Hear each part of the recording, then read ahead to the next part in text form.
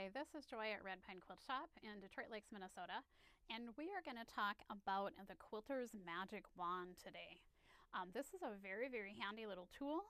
It has a grooved engraved line in the center, and then it's actually a 1/4 inch wide on either side of the groove line. So 1/2 inch total. So you have a 1/4 inch, you have your etched line, and you have another 1/4 inch.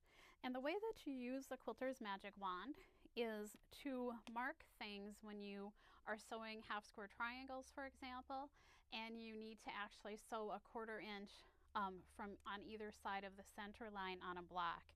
So here I have a piece of fabric. I'm going to actually mark this to sew 8 at a time half square triangles. So I'm going to line up the etched line with the corner of the block and the etched line on the other side with the corner of the block, and then I'm going to actually mark what will be my sewing line down the one side of the ruler.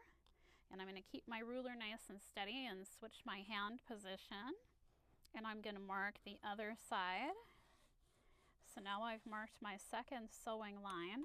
And now I have 2 lines, and they are a 1/4 inch from the center of the block. And for 8 at a time half square triangles, I'm going to do the same thing over here. Again, lining up the etched line with the corner, etched line with the corner, and then marking along the side of the ruler.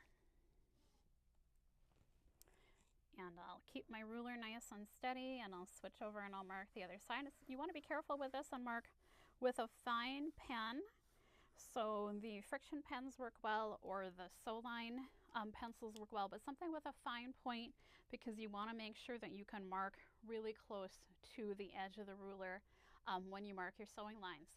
So now I have actually this block set up and ready to sew to make 8 at a time half square triangles, and I've done my line marking really quickly with my Quilter's Magic Wand.